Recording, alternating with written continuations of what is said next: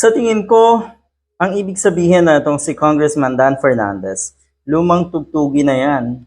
Lumang tugtugi na.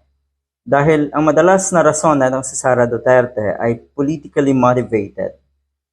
Abay, matagal ng linyahan yan ng mga politiko. Matagal ng narrative yan na itong mga politiko. Ang ibig sabihin, trapo talaga itong mga Duterte. Ganyan at ganyan ang kanilang rason kung sila ay nasasangkot sa mga isyu ng katiwalian at kung ano-anong kabulastugan sa gobyerno. Politically motivated. At ang mga kababayan naman natin, talagang naniniwala pa kayo dito sa mga ganitong paotot? Politically motivated, pangharas, panggigipit, dahil kuno ay tatakbo sa 2028, ginamit pa po talaga yung rason na yon. Ang labo talaga. Ito daw kasi yung pinakamadaling paraan para maiwasan ang kanyang mga or kinasasangkotang issue para makaiwas. Pero sa puntong ito, naku, sana wag nyo nang bigyan talaga ng pagkakataon yung mga ganitong klaseng politiko. Sana kung isa, dalawa lang yung katiwalian na nabubulgar, sana hindi ganun kasangsang yung baho na lumalabas tungkol sa mga Duterte. Siguro maintindihan pa natin at some point talagang nagkamali.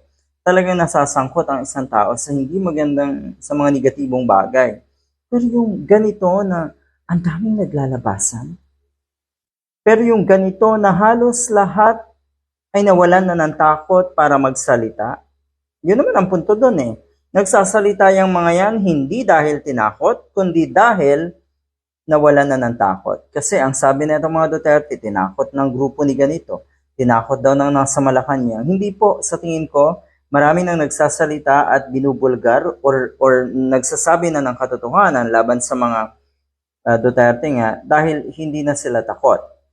Sino ba kasi ang mananakot sa kanila? Si Sara Duterte? Siguro hindi na kasi talaga katatakutan. Marami pa rin. May mga nakadikit pa rin sa mga taong ito. Totoo yon, may mga nakadikit pa rin. Kasi umaasa yung mga yan na makakabalik nga ang mga Duterte sa power. Naku, good luck. Hindi lang ito pwedeng sabihin na pasaring na itong si Dan Fernandez. Ito'y totoo tungkol sa mga Duterte. Na laging gano'n na lang ang kanilang excuse. Kasama na rin ang pagdadrama. Kasama na rin ang pagpapa-victim. May mga victim cards daw kasi itong mga Duterte, para yun daw ang gamitin nila sakaling sila ay mabuko or mabisto sa kanilang mga katiwalian. Yan po ang totoong nangyayari. Ito ang naging pasaring ni Representative Dan Fernandez kay VP Sara Duterte kasi nga paulit-ulit ang pag-iwas ng isang ito netong si Sara Duterte at laging pagbanggit nga ng politically motivated, panggigipit, dahil kuno ay gustong ipin down nga itong mga Duterte, you guys are pinning down yourselves. Sa tingin ko good luck.